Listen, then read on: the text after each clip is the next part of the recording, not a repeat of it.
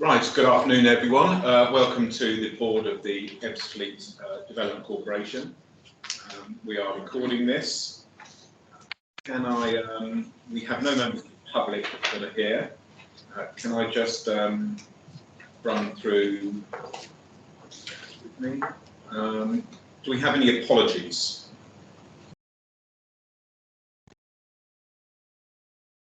Neil Cameron. So Neil Cameron is planning inquiry. As yet, Jeremy Kite and John Burden are not here. Or Derek Murphy. So we'll see whether they'll join us in due course. Why don't we sorry, Chair. Derek Murphy. I'm here by. Oh, hello, Derek. Yep. Apologies, you're with us virtually. I am virtually with you, Chairman. Thank you. Sorry, Derek. Okay.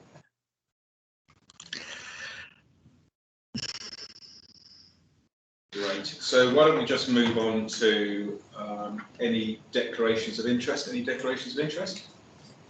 Other than those which are standing declarations, including you, Daniel, from a planning perspective. Do I need to read it out again? No, I think it should just be a standing declaration. Would be a standing declaration as appeared in the minutes last time as being recorded. Yeah. All right. Then we move on to our board minutes. Board minutes of our meeting on the 15th of September. Can I assume that those are a true and fair record of the meeting? They're duly approved. Agreed.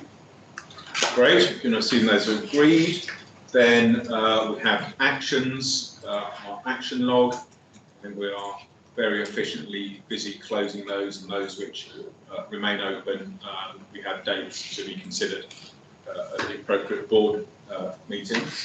I would like to welcome Derek Murphy as the Kent County Council Board representative on Ebbsfleet Development Corporation. So this is now all confirmed. You've signed your letter, Derek, so welcome. It's great to have you on the board. Thank you, Chairman. Looking forward to working with you over the course of the next few years. And also, we have had a number of extension stroke renewals and new appointments onto our planning committee, which I think have almost all been accepted by people being appointed onto there. So that's great news for efficient running of our planning committee function. So thank you to Department of Levelling Up Housing and Communities for advancing all of that.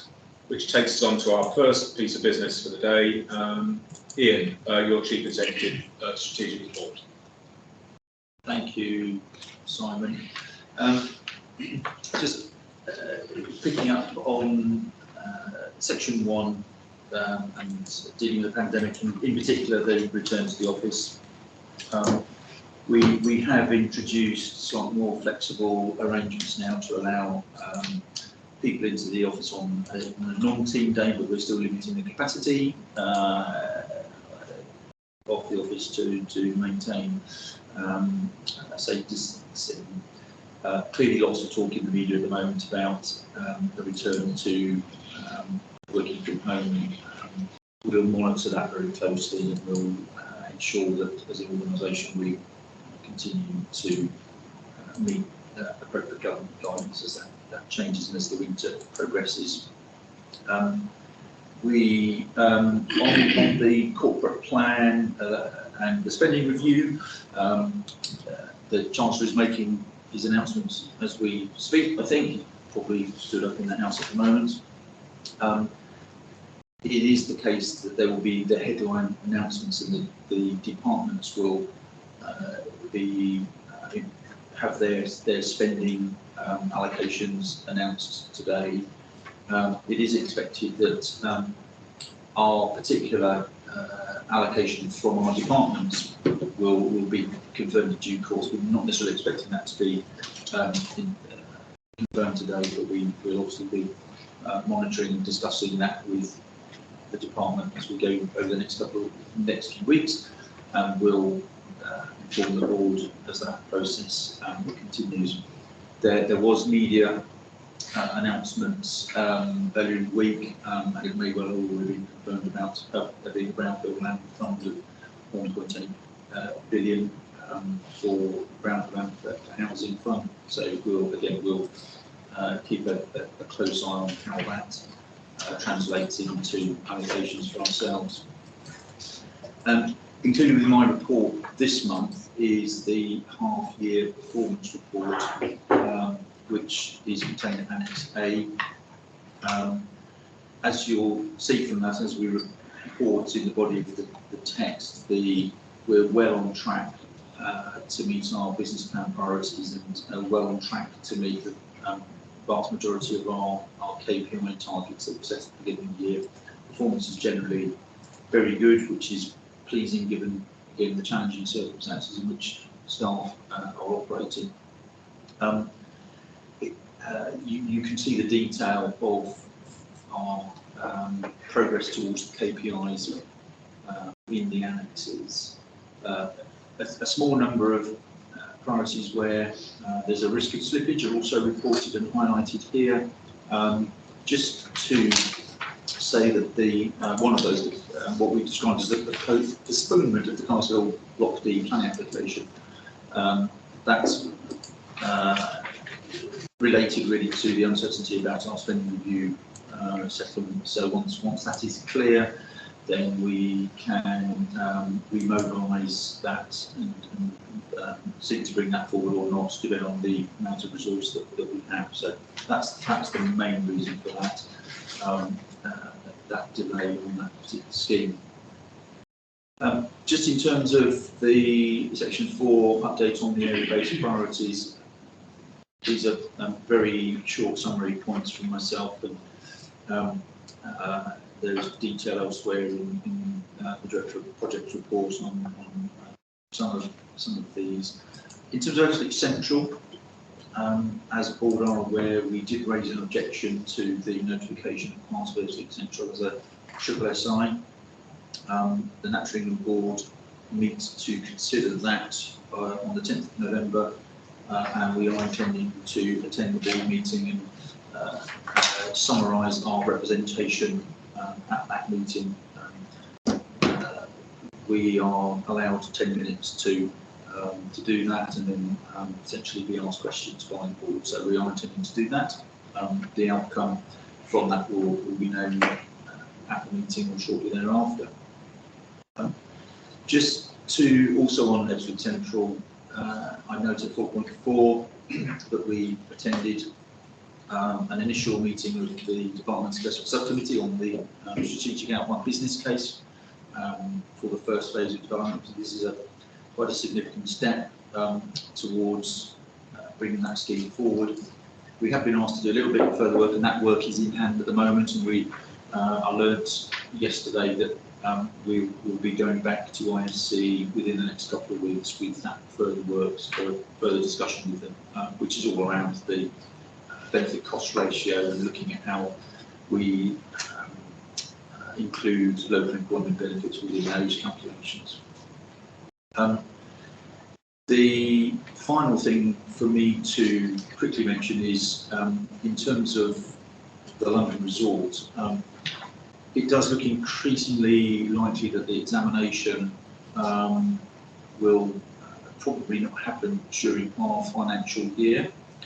And as we may come on to talk about under the Director of Finance's report, there is a budget impact for us in that respect, because we had included within our RDEL budget for this year a significant sum of money in order for us to be present at that examination and make the case. If that examination is going to move into the following financial year, then we need to work with the department to try to get that resource transferred into next year. There's nothing we can bring forward. No. There's something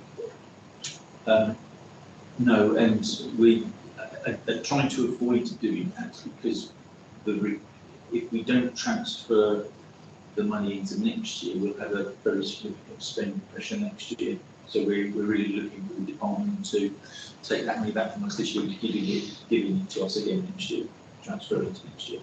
How much? It's 650,000.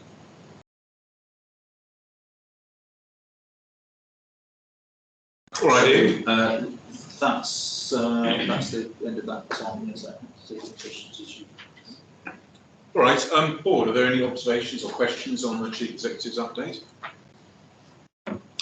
David, can I bring you in? Great, Good to thanks, see you, Simon. Could I ask a question around the KPIs, Ian? And it comes back to the housing completions KPI, which I think we touched upon at our last board, but I think you were going to get a little bit more of an update in the intervening period from house builders. And it's more about our confidence levels around achieving our target for this year, given where we are in the year, and given we're approaching winter. So I wonder if you can just give us a bit more detail around our degree of confidence in that 525 number. So Mark and his team monitor this and talk regularly with the house builders and want to. Yeah, so David, yeah, we did a bit of a mid-year review on the numbers. Developers weren't particularly open about coming back in terms of their forecasting. So their forecasting is actually still showing over 600 units. Our internal check has concluded it's probably likely to be more like, I think 536 I put in my paper. So it feels like we'll be okay on the 525, maybe a little bit over, but it doesn't feel like there's too much of a buffer. Okay, and just in terms of timing, are those likely to come through in the next couple of months, or is this going to be right up to the wire, do we think? I imagine it's probably going to be into March. There's a few areas where there's larger apartment blocks, but I know you asked me the question last month, do they come forward in chunks? There's a couple of areas where there are larger buildings, but the other phases seem to be around just general sort of house growth, and then that's just a slower build out rather than the flats. It tends to depend a little bit, David, on the various house builders' financial years when they run to. So you tend to see a wave of completions in their year end. So you may have some of them that will have year ends in December. You might see a wave then. Some will be in March, and you'll see a wave then. Okay. All right. Thank you. Right. Bob has a question.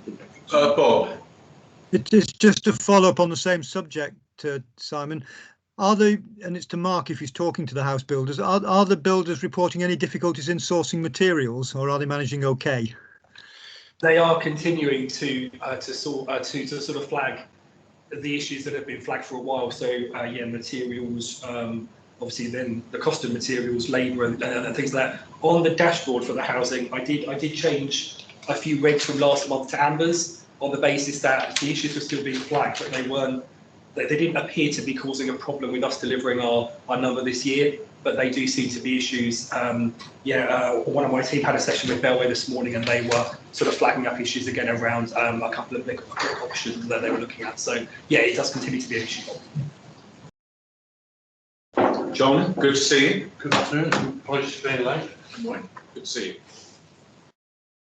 All right. Yes, Nick. So I've got a couple of general points. Firstly, I mean, Mark, you picked up in your paper later, but we're now talking about KPIs. But you've now, in your paper, you have now split out what the outturn is. As requested, yes. Yep. And the into 1, 2, 3s and 4s, which is useful and interesting.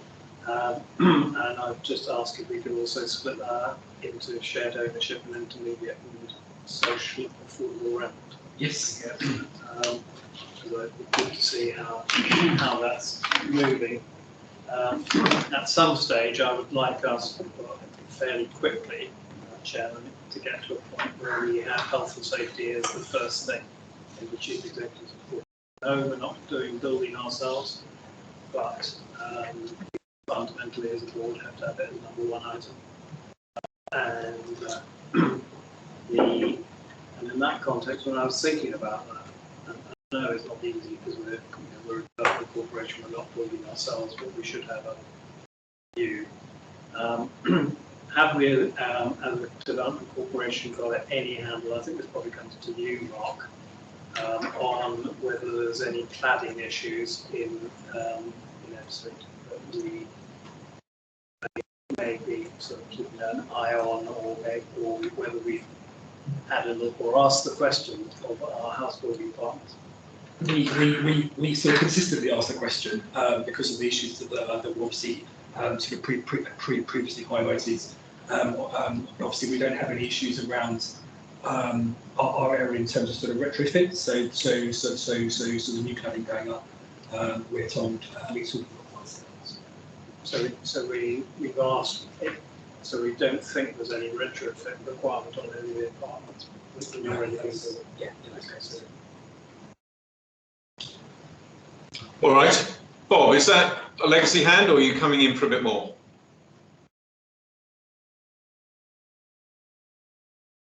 No, that's a legacy hand. Answers that. All right, perhaps. Apologies, Chairman. No problem at all. Perhaps to talk about the mid-year review and KPI performance to date. I think it's encouraging progress that's been made against, I think some reasonably exacting sort of commitments that we have undertaken, and also KPIs. So I think that's encouraging, and to thank the whole team here at the Development Corporation for their work to deliver this. Just to return, Ian, to your point on the spending review, I see that the Chancellor in his budget speech, which he's delivering at the moment, has confirmed £1.8 billion of new money in a brownfield infrastructure and land fund. There's existing commitments which will be rolled into what will be a larger headline number, but 1.8 billion of new money. So that's the kind of the pillar, the bucket that future funding for the Development Corporation will be in. So we will wait with bated breath to see how our spending review submission and bid has been dealt with. We are optimistic, let's put it that way. So I think that's it. This paper is just for noting. So can I assume that we're noting that and we move on to the next piece of business? Great, excellent. Kevin, Ebbsfleet Living, what have you been up to? Well, the community is up to me, but I'll take the paper as read, but pick out a couple of highlights from the last 6 weeks.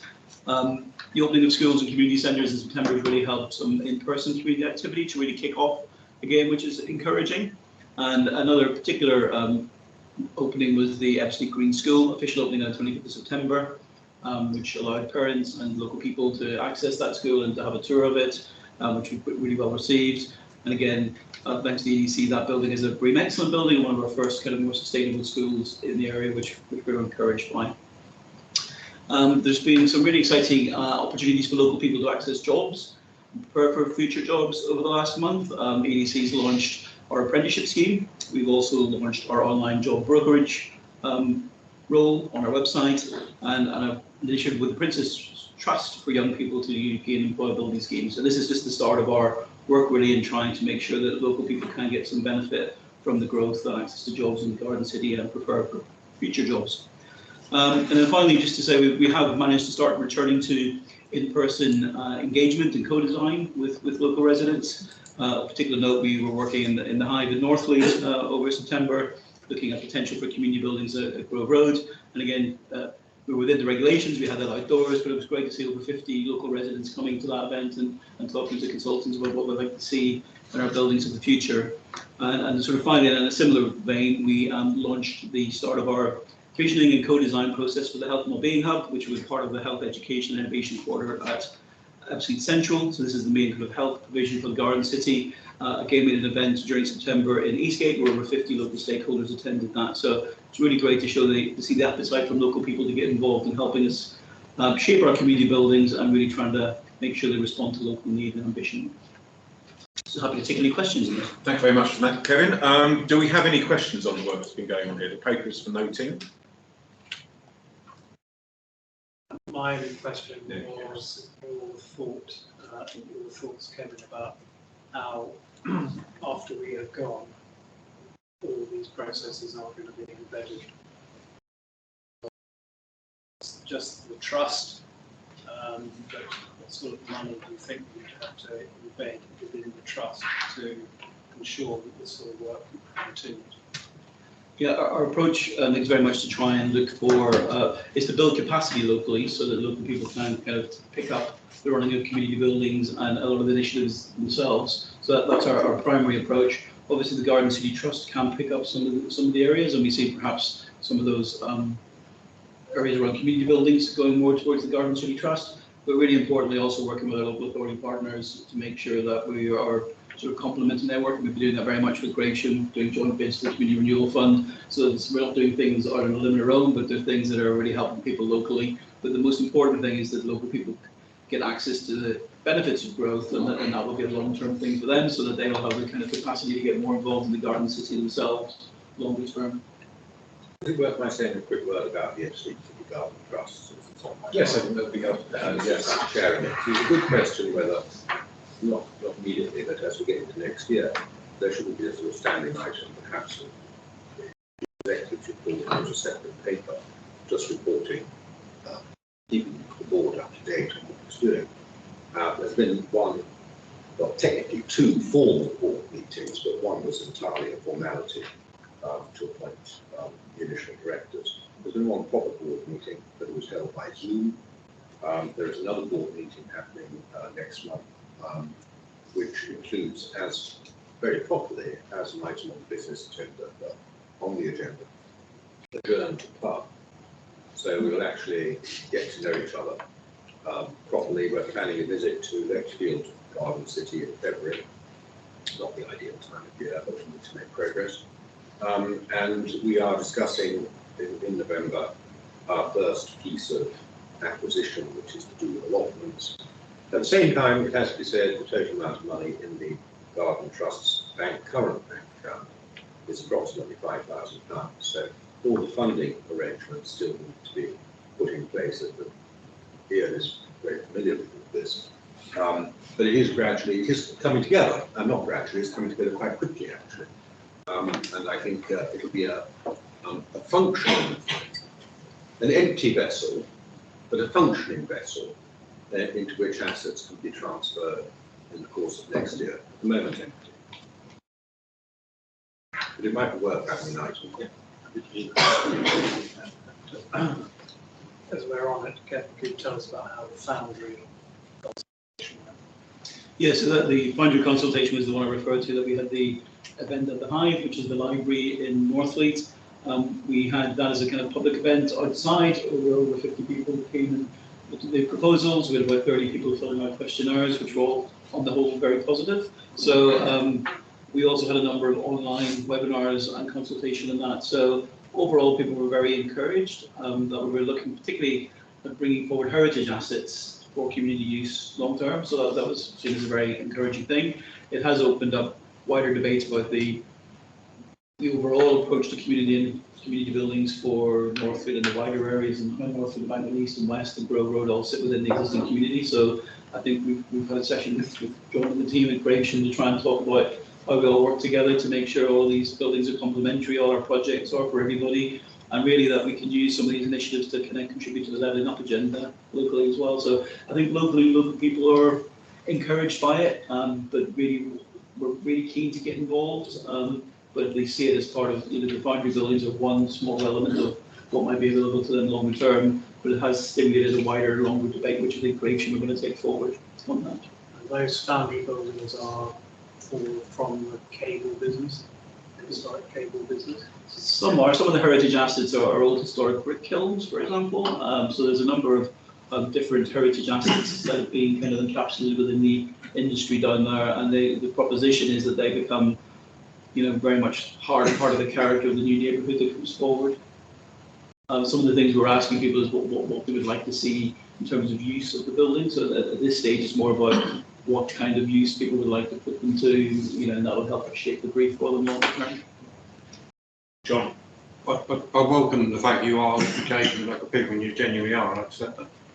My only question really is, who are you engaging with? It'd be good to see an understanding of who they are and where they're coming from, the locality, to make sure you're engaging with local people to that area locally who have an understanding, if the main push is towards historic buildings, then I'd be intrigued to know who's pushing that agenda locally, because we've got to be careful that, yes, we've got to preserve historic buildings and structures, but it can't become the main driver of how we do things and put these buildings into the trust at a huge cost, huge maintenance cost, to deliver a requirement for half a dozen people, whereas perhaps a wider community will have a different view on it.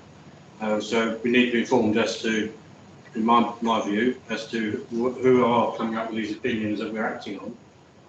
Is it a specialist one or two groups, individuals, or is it widespread through that community?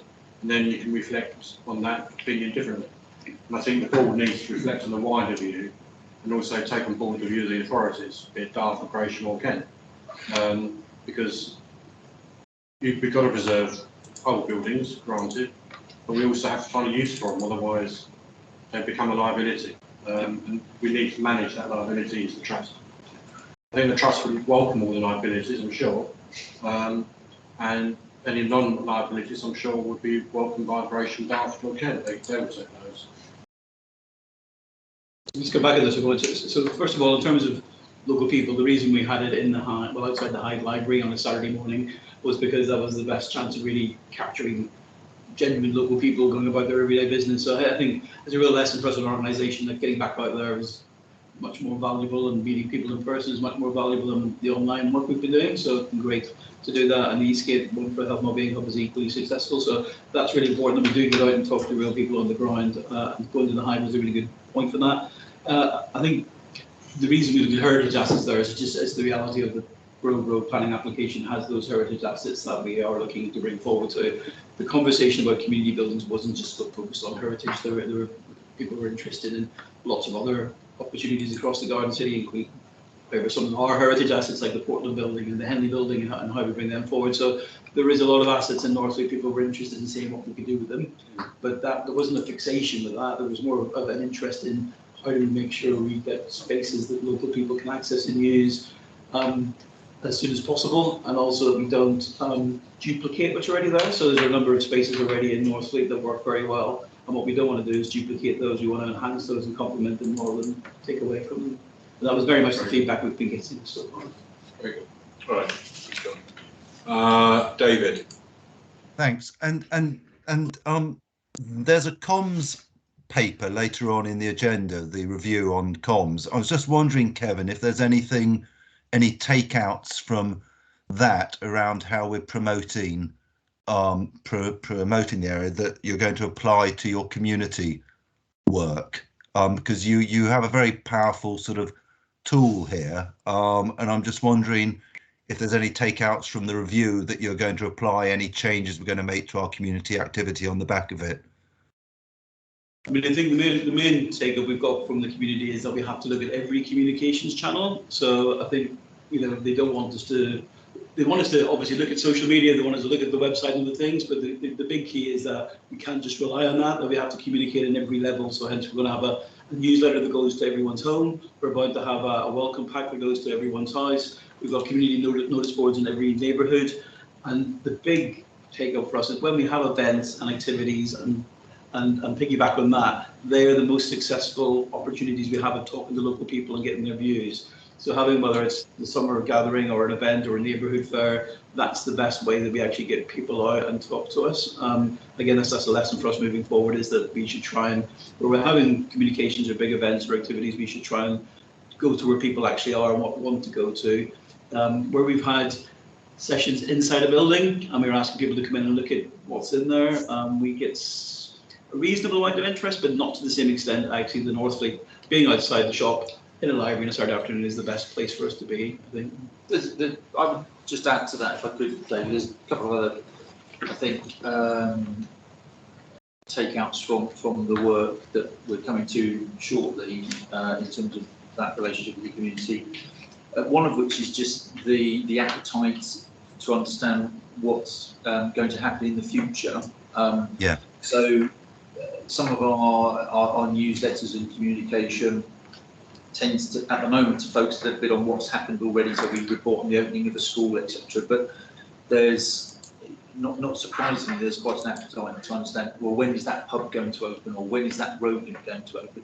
So that's one thing that I think we need to skew some of our communication towards the sort of looking towards the future and what's coming. And the other, again, fairly smallish thing, but very important, is just that consistency of branding to reinforce the identity of the place, which comes through the command report and every opportunity we've got, you know, whether it's a leaflet that goes out promoting an event, you know, to use a consistency of branding and identity. So there were a couple of smaller takeouts, I think, for me. Yeah. No, that's very useful. Thank you. All right, Kevin, I think that is noting. Thank you very much indeed. We move on to Mark and the communications report. Mark, please. Thank you, Chair. The only thing I'd like to really bring your attention to today is the media report in Kent Online. It's an article that's in your pack. And it talked about how Kent's New Garden City really is a new community bringing people together. And to be honest, it's had more than 1 million views already. It was exceptionally written, I thought anyway. It said it looked like a model village. It was very well looked after and very clean. You couldn't have made it up, really, to be honest. And yeah, so that's the only thing I want to bring your attention to, please. I think it was shared with the board and all members of staff as well. Right. Yeah, it was an extremely well written piece, very favourable about the Garden City, excellent, and it's good for that message to go far and wide. So good. Are there any other comments on this, given that Mark's not going to escape too easily? We've got another paper following this straight away with himself and Ian. And we assume that, yeah, we'll assume that's fine, duly noted. So the communications review. Ian, Mark? Yeah, I'll just kick off if I can, Simon. So, as the paper hopefully sets out very clearly, we commissioned this fairly small piece of work, and the sort of objectives of it was set out at 2.1.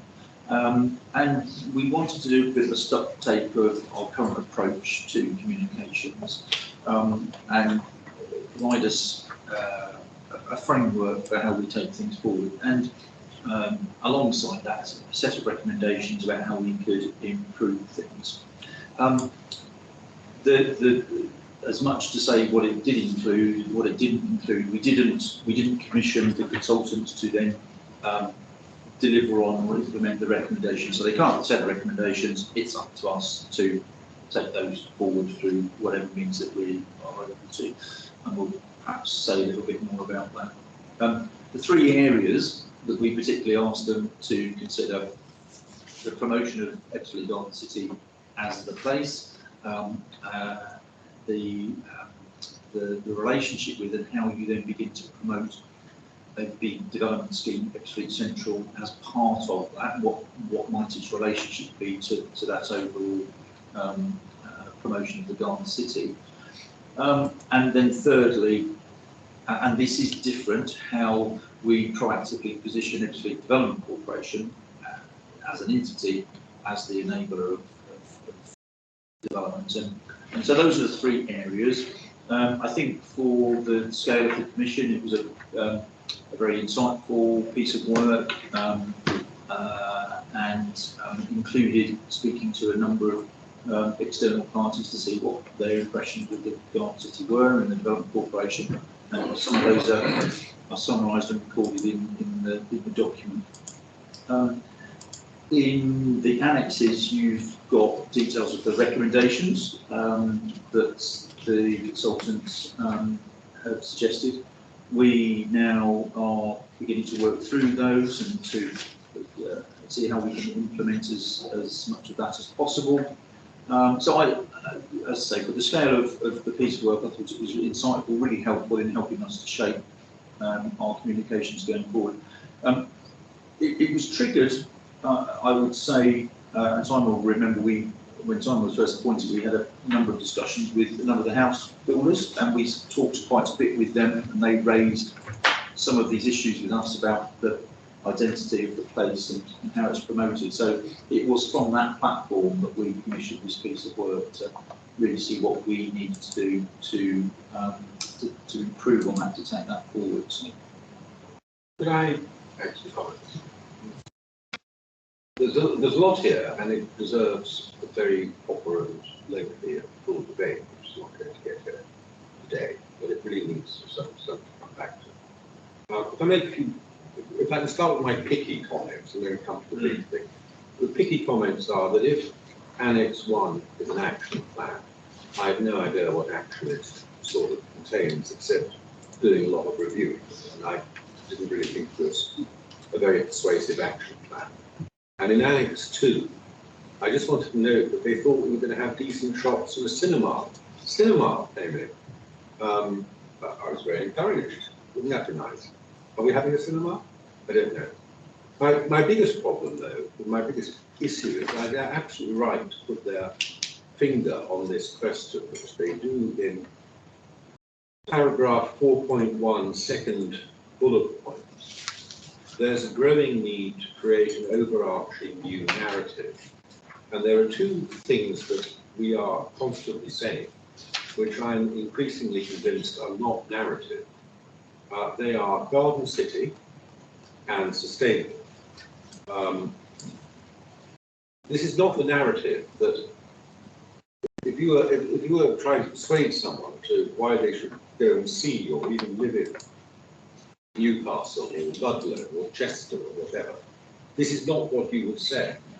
You would say there are lots of reasons why you might want to visit Chester. There are dozens of reasons why you might want to live in Newcastle or whatever it might be. But they're not to do with the fact that it's a certain type of city taking off Earth. I mean, it's a 19th century phrase recycled by George Osborne as a marketing device, really. And it doesn't convey very much, in my view. And the second thing is sustainability. Sustainability isn't a descriptor. It doesn't describe anything. It is a mode of operation. It's how something works as opposed to what it is. So we do want to be sustainable. I'm not knocking that at all, but it's not part of the vision, in my view. It doesn't describe a city, a place, or whatever. And even at our last board meeting, or was it, maybe it was an informal chat we had, when I talked about a city centre, I was told, well, is it a city, is it a town? That was well, we don't even seem to know ourselves. You know, we talk about Garden City, and then there was a question whether it was actually even a town. Somebody said, well, it's 15,000 people, is it a town? We're not even sure, I think, what that is. And the final thing is, how does it relate as a community to the two local government entities that govern it? That's a really important point, I think, because people do identify with their local authority to some extent, not just with the place, but with the local authority.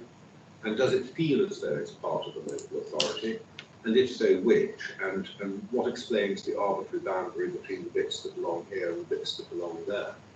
And all of I can well understand why this consultancy coming in would settle on all this and say, you need to pull this together. And we haven't.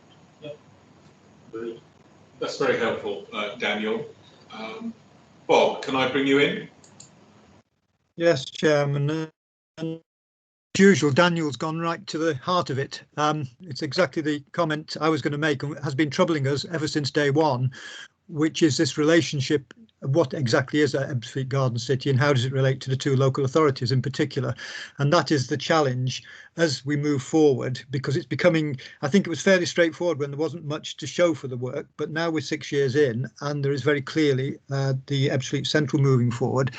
And this report, I think, brings this absolutely to a head about what exactly is the entity that we are marketing and how we do that and how we relate to the two existing local authority areas, the existing centres of activity, and make for the people who are coming to live here. So I think that's a discussion the board needs to have, obviously, in a lot more detail, and to look at with consultants as well, to look at how we do that, because it's in my experience of marketing various regeneration or new housing growth areas, this is unique because of the size of the initiative we're responsible for and the size of the existing communities. And so it makes it much more complicated, I think, to try and work out how we market this garden city with that relationship to reconcile. That's the general point I wanted to make. The very minor detail point, which would be very useful in marketing terms, would be when Mark is collecting all his housing data, it would also be useful to know where people are coming from when they're buying houses here. And another initiative I'm involved in, that is incredibly useful information to see with the first movers into the area where they're generally coming from, and it helps you target your marketing if we understand who are the people who are moving in here and where we want to, and if there's not the people we expected, to direct the marketing in that direction, or if there are people we expected, to improve the marketing to get more of them. But that understanding that about something about a bit more about the people coming into the area, if we're talking about selling Ebbsfleet, is also very important. Thank you. I'd like to know what type of accommodation they're moving from. I'd like to know how important is it that you're moving into a house with garden. You see what I mean? There's lots of granularity in that, and it's very valuable. Yeah. Well, perhaps to move through that on the latter point, could we include that a little bit in your housing monthly? We have asked the developers previously around locations, and they can give us sort of general pictures, 80% within 5 miles or something like that. But when you try to get into too much detail, there was high sort of around obviously data protection issues. So there's obviously a limit to what we can find. We can certainly ask the question again. Yeah, it might be something we'd have to include in a resident survey. I think I think you've got more chance of getting in through that than through the house books. Okay, so that's a good question. Do we, could we run a resident survey on that to understand, to collect that kind of data? And is that something we do paper or via kind of boosted Facebook type that just turns up in people's timelines? Yeah, we've done a sort of structured resident survey. I think we plan to do them every couple of years. So I think electronically or through Facebook we could do something that gave us some specific information around those sorts of things. Yeah. All right. The yields are online 10 times what they are. Yeah. Perhaps, John, yes, you first, please. Just picking up on some of the points. I know everybody loves Facebook. I don't, James. Not right, but it is pretty effective to do that. I know, but not everybody will be responding to Facebook or say Facebook surveys. I certainly wouldn't bother because I don't go on it. So a lot of answers you won't get back. I think they are good questions to be asking, and perhaps we need to look at trying to find some funding to, even if it's a selected area of roads in an area that's been developed over some time, an area being built out and one's been pretty much occupied, almost 2 or 3 different sectors. Go and do a road or two individually and knock on houses. That way you'll get the answers you want, but you'll contain the amount of work you need to do, but we'll get you a reflective idea of certainly a benefit of who these people are, where they come from, and why they come here. And that's quite an easy piece of work to do, true. Yeah. The other thing I think for me is we've been going around for some time, picking up on the point you're making earlier. It will eventually fold in on itself, TDC. That's how it's been set up and how it's been designed. And it will go back to the local authorities. I think what we need to do as a board, I suggest, is mature our thinking to accept that we aren't a city, and stop getting hung up on the fact that whilst it's set up legally to be a city, and we have to have that in our definition, in our bids and everything else, we need to move away as a board from keep calling ourselves a city and call ourselves a community or a town or something else, or Ebbsfleet Garden. If we do that and become more part of the local community, I think you'll find a lot of people go towards Gray's End for shopping and for community, and less so to Dartford, strangely enough. because that's historically where people are moving. Not because it's better, I hasten to add, it's different to Dartford. But traditionally, Dartford Gratian residents have come and had a big connection with Greenhithe Swanscombe. And that's just north of the Garden City. And it's the way the movement of people tend to happen, more so than it does going towards Dartford. So there's no question on the authorities at all. It's just how people are. And I think that's the understanding we need to accept. But 80% of it is in Dartford. And it will ultimately go back into Dartford Borough Council and Gratian. But as a city, it won't exist. Right, that's great. So what's the narrative? Come to a place that doesn't exist, or is about not to exist. We've got to make it. To me, the narrative is Garden Cities. Just look at the map. The amount of greenery. You've got the lakes. You've got greenery. You've got a lovely community. You're building nice buildings that can be eco-friendly, carbon neutrality. All those things that we're pushing for now, as a country, as a government, as a people, is being created there. Yeah. That's what you're creating. That's the narrative. All right. Well, that isn't the narrative, John. It isn't a narrative. It isn't describing a place, and it isn't something that you can actually persuade people who might be want to live in it. Might persuade people who want to live in this house because there's going to be a school around the corner, or there might be a pub in the corner, and they want to know when the pub's coming. I see all of that. Come live in this house. We're not actually describing a place. We're describing, it could be anywhere. It could be absolutely anywhere. Say. No, I think any new housing development. Yeah, put it together, don't we? Okay, all right. I think we've had a good debate here. Go on, Nick. Sorry, and finally, but I had the same thought as you. I was looking for the strategy and the conclusions and all that sort of stuff, and then I realised that wasn't it. It was just some advice on how to create a communication strategy, and we worked out what the strategy is, which we haven't. And then actually, it seems to me that there are two very different communication strategies, and they're in two very different places. Because there is what everybody thought about Ipswich 5 years ago. I want people to be thinking about Ipswich Central as going forward, because I think it's entirely different catchments and targets for what sort of places we're trying to create, and possibly, and there's possibly for example, think about what's the legacy thought process as to how Ipswich that has been done and is out of our control, and then we can land and all of that is going to go forward, and we let know what's its legacy and what do we think Ipswich Central's legacy is going to be, and what's the different marketing and communication strategies for both. I had one other point, which is actually your earlier thing, Mark, which actually it follows on Kevin, do we have a community blog? Is that one of our aims that we're at? I'm not sure whether it possibly have stupid, we have one that's doing fabulously well. We do have a blog. Yeah, but we need to fundamentally create that sort of discrete board type of thing. That's for existing. Be divergent, and we'll be thinking about how Ipswich is going to blend back into the existing communities rather than mixing the different.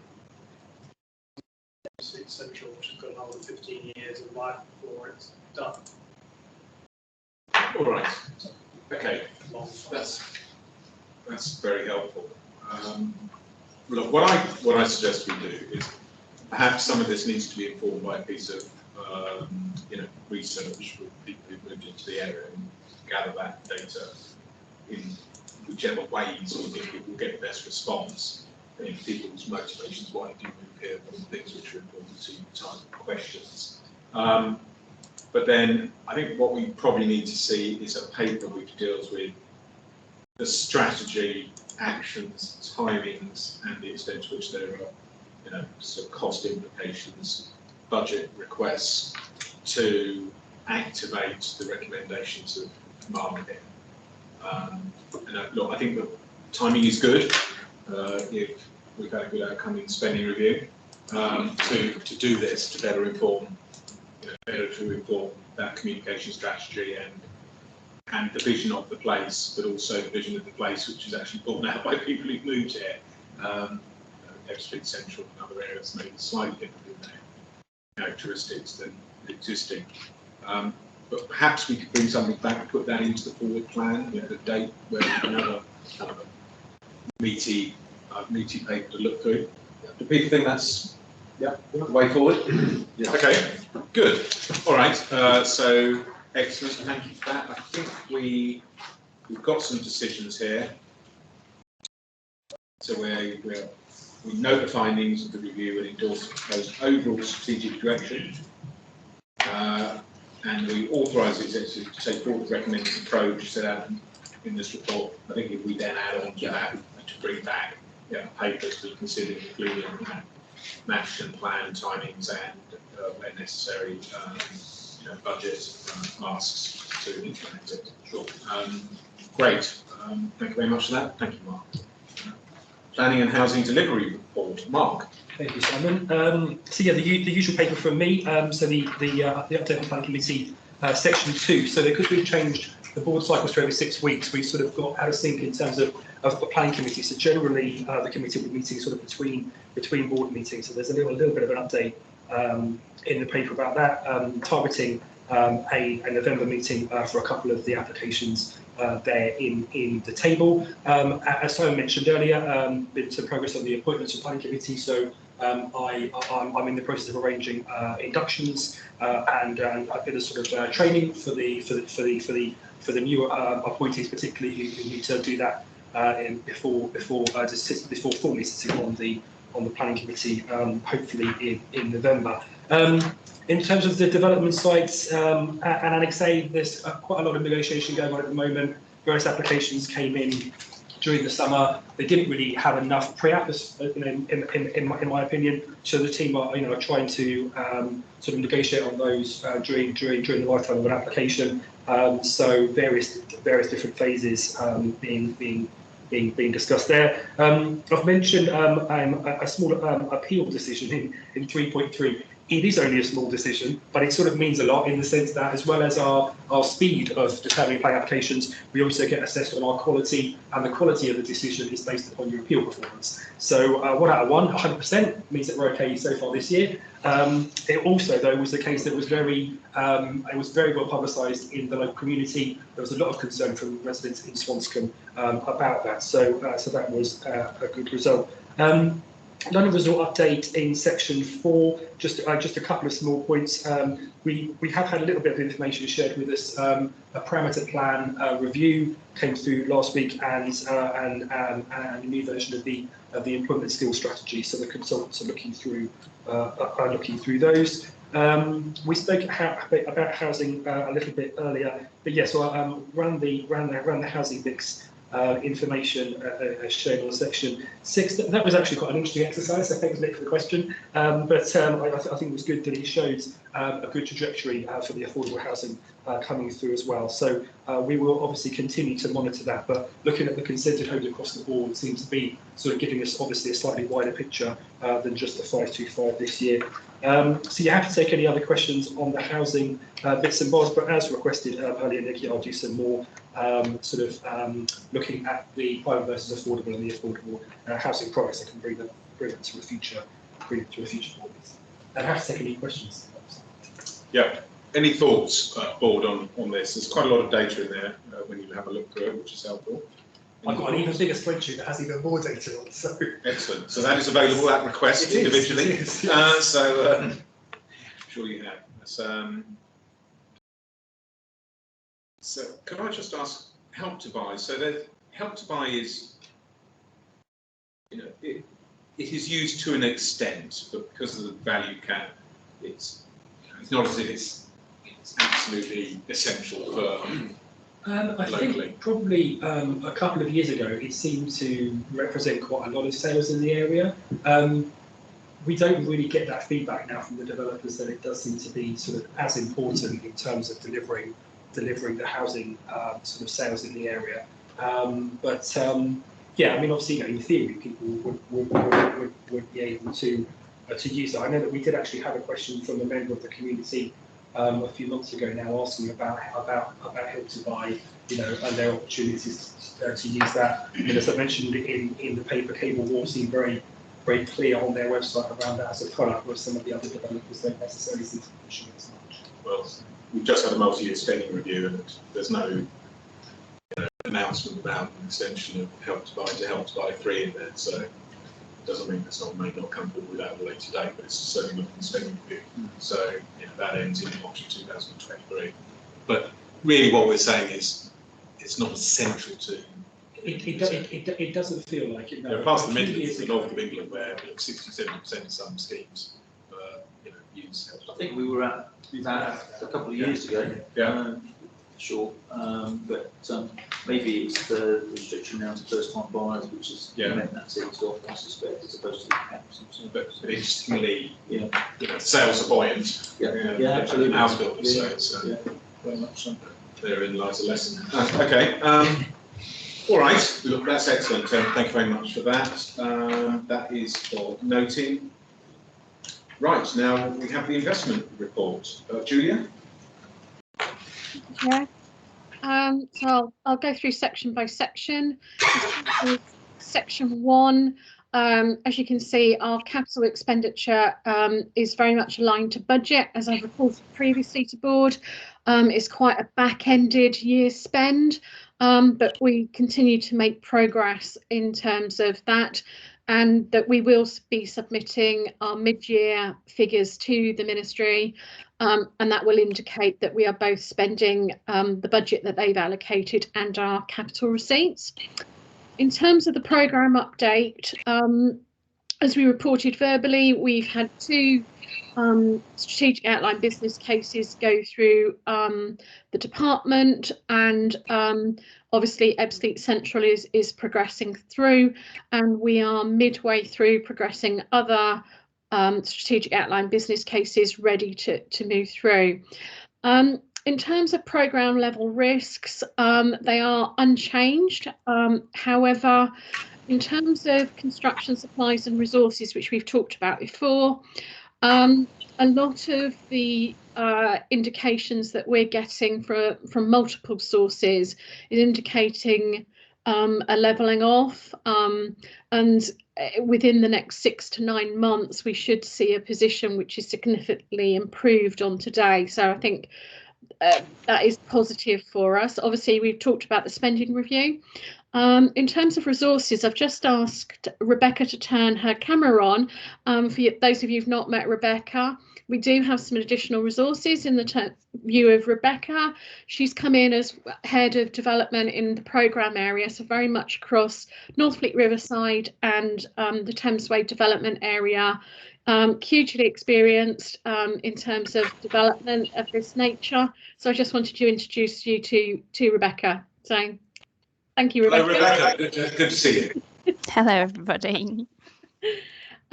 So just moving on from that, in terms of other issues which are coming up at programme level risks, increasingly we are seeing new policies coming in, quite rightly. These are comply or explained style policies. So I've mentioned earlier today about the procurement policies which we've enacted. There are various others that we are working our way through to make sure that we're in the comply category, because I really don't think we've got a good explanation as to why we shouldn't be complying. So just to note that is occurring as we move on. In terms of the programme achievements in the last quarter, I know we've spoken about many of these already. In terms of Thamesway, we have included in this report, which I'll come on to, the outputs of the consultation. We're still developing the pre-construction works and the outline planning application there. And obviously on Northfleet Riverside, we outlined to board last time that we have appointed our development partner, and we've had very early engagement with Barrett's, and hopefully that will move forward fairly quickly as we move forward. Other activities going on, obviously, fast track tunnels and the fast track infrastructure. The A2 junction, those of you who've come in by car today will have seen good progress being made there, along with our cycling and walking schemes as well. If I just move on, we have two annexes, which are the handling arrangements to Eversleet Central and Northfleet Embankment East. In Annex A and Annex B. These are very similar to what you saw at last board meeting for Grove Road. We will be asking board to approve those today.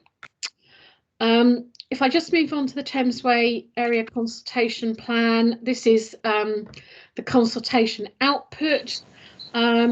Obviously, it was carried out after the local elections this year. It was extensively carried out remotely using our online portal with online surveys. And then we also had video calls with key stakeholders, and we also invited the public into video sessions as well. We have noted all of the issues, and we are looking at how we integrate those back into the concept master plan, which we will bring back to board. The idea is that we will take a summary of the consultation and post that onto our website. In terms of section 7, which is health and safety, I know this was mentioned earlier in the board session. For the sites where we are the client under the construction and design use regulations, we do not have any active construction ourselves. We are doing pre-construction activities at the moment, but we do still collect safety observations from our contractors and our staff as well. Just to highlight, when we do move into construction where we are the client, whilst we are already complying with the CDM regulations, we will bring to board an outline template which sets out our obligations and how we expect to achieve them. And that's for assurance purposes for board to be able to understand exactly what they're doing. In addition to that, obviously Louise is currently our health and safety representative. And obviously, we look forward to, obviously, whoever is elected as the future health and safety representative carrying out that assurance role with us.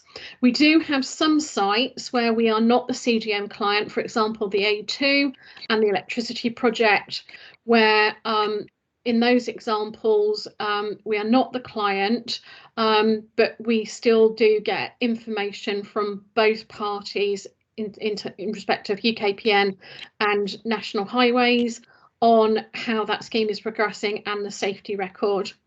In section 7.2, this relates to the asset management and the incidents over the last period. Obviously, when we take on an asset, we do a thorough asset review in terms of health and safety and enact any requirements that we need to do to improve that, and we have our company on board. We are again continuing to see vandalism being the main incidents that are occurring, and continuing to repair as we need to. In terms of recommendations, obviously I'd like the board to note this report. We would like you to approve the Eversleet Central and Northfleet Embankment East handling arrangements, and also just note the outcomes of the Thamesway concept plan consultation responses. Julia, thank you very much for that. Board, do we have any observations or questions? You've stunned everyone with the thoroughness of your presentation there, Julia. Perhaps one from me just on the Thamesway development area. The whole area of biodiversity net gain, it's my view that that is often kind of undersold by people when they're going about regeneration and development. That some people might think, oh, new housing isn't that, there's going to be a damage to this area by what we're doing, but actually there's a very positive story in terms of what they think is a diverse sort of environmental site. Actually the work we can do on it can significantly improve it from biodiversity perspective. So, I do think generally the work that we're doing, and specifically in that area, we need to make sure that we communicate our message on that very clearly. That development regeneration can be a very positive thing for nature if done in the right way, and obviously there are obligations to do that anyway. But that's just a little plug. What did you push Barrett's to do? Urban greening and biodiversity. What did you ask Barrett's to achieve in urban greening factor and biodiversity? It'll be bound up in the planning consent. It was 10%, I assume. Yeah. Yeah, 10%.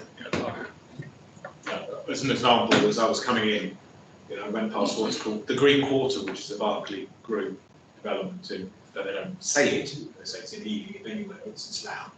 It's in Southall. But there's a huge amount of biodiversity gain there, 42 acres of public open realm, and big improvement of habitat there from their brownfield site. They're absolutely leading and pounding away with that. So I think we should be thinking about that. Probably feeds back into some communication, dialogue of what are we doing here, why are people moving here. It's undoubtedly a major reason why people want to move here is green open space. The GLA requires 0.35. Yeah. And we, our development in Romford, we are hitting 0.48. Yeah. So, were you saying that Barrett's were achieving 0.65 or? It was 10% biodiversity net gain. We don't have another greening factor. Anyway, because in a way that's as important, if not more, and it's more of the selling factor as the greening, bearing on the brownfield site. Yeah, and obviously in terms of growth rate, because that includes a significant section of open space as well, the actual proportion, for example, in the Dartford plan, it talks about a third of development sites being open space, so that's what's big influence in the growth rate, that's a large proportion of that as well. So do we think that we are imposing, are we targeting far more than Dartford generally, because we are a garden city? On Grove Road particularly, or generally? Just generally. Well, Simon Harrison's not report, but I know there's a stat about how much of the gardens' designated area is open space. And it's 44%. 44%. Which is more than double the original garden system. Do we have to be careful though between how we define open space and biodiversity? Because you can have that all grass. Yeah. And like, in diversity terms, dead. Yeah. Or you can have half of it full of flowers and wildlife, and it's alive. Yeah. Worms. One of the key actions from this morning's meeting was that the biodiversity again mapping is one of our first priority actions that we're going to take out and try and get that baseline. Okay. All right. Good. So we understand that's a priority. Excellent. All right, Louise, I think you just wanted to come in. Yeah, it was a real quick one, just to ensure that Julia's point wasn't glossed over in terms of the action, that there does need to be a transition to somebody else for the health and safety champion. Julia and I work in the background on quite a few things. So obviously, as board members leave and come, there could be a transitionary period if it's a new person hasn't arrived. So it's just making sure, because we could probably have a handover session. Yeah, look, I think you're exactly right there, Louise. And when I caught up with the housing minister last week, we discussed the board net approval. I did indicate to him that when the three of you leave, some of us may have to become slightly more multi-hatted for a relatively short period of time. I'm saying that with Daniel and Nick around, and they're both ignoring me. So it's seriously not making eye contact. Exactly. Nick being an expert in who would like to do this and suddenly finding the tabletop very interesting. But you're spot on, Louise. I think as we get closer to that date, based upon our status with NED replacements, we'll have to do some allocation, as you say. Yeah. All right. For these important roles, obviously. It's okay. Just to confirm, Chair, that the handling arrangements that we need you all to approve are obviously modelled on the previous set, the Grove Road. They benefited from QC opinion that we've taken around how we should approach this separation. So we need you to formally endorse and approve the two sets of handling arrangements. Okay, great. So we're noting performance and progress on projects. We're approving those two sets of handling arrangements, and we are noting the outcome of the Thames Way Development Area Concept Plan consultation. All right. Excellent. Is that okay with everyone? Yeah. Good. Good. Gerard, Finance and Operations report. Thank you, Chair. The report shows the position as at the end of September, so 6 months into our financial year. At the time of writing, section 2 shows that we're going to fully spend all of our allocation from the department, 6 million, plus all of our receipts. However, as Ian has already mentioned earlier on, there are concerns on budgetary impact if the theme park proposal that Pins will do the inspection, if that slips into next financial year, and that obviously means we probably won't spend all of our money this year and we'll need the funding next year.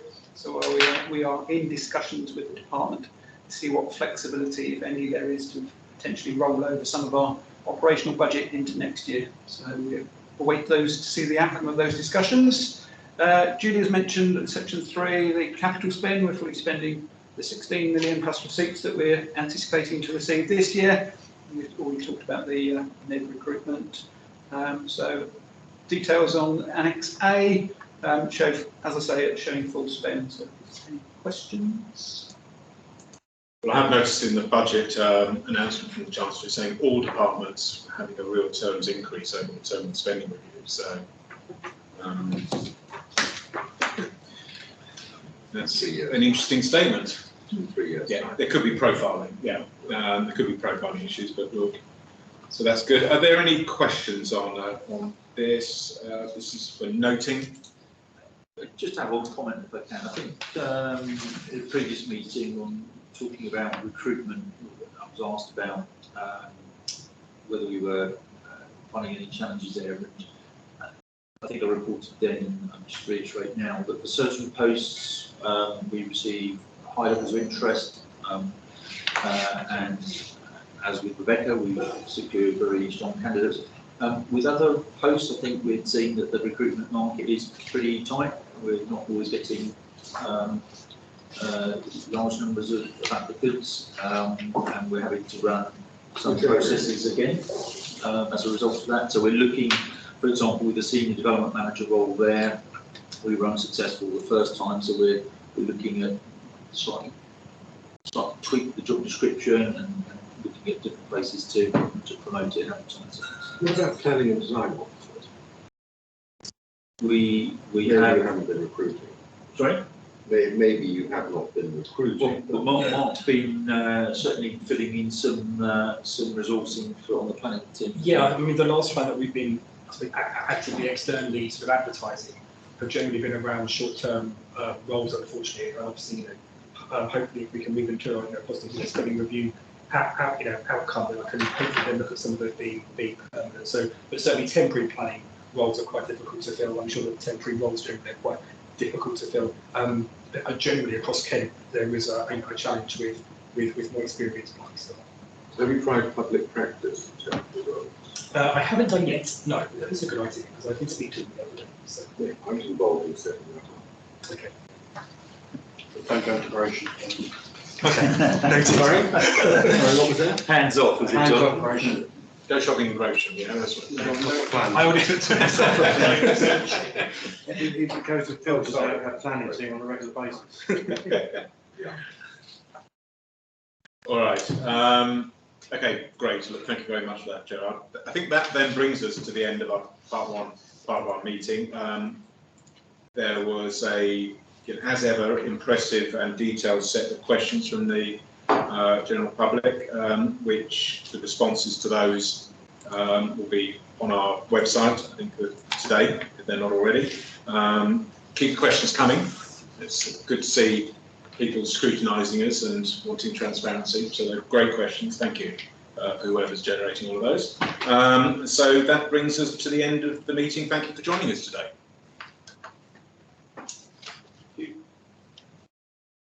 We stop recording.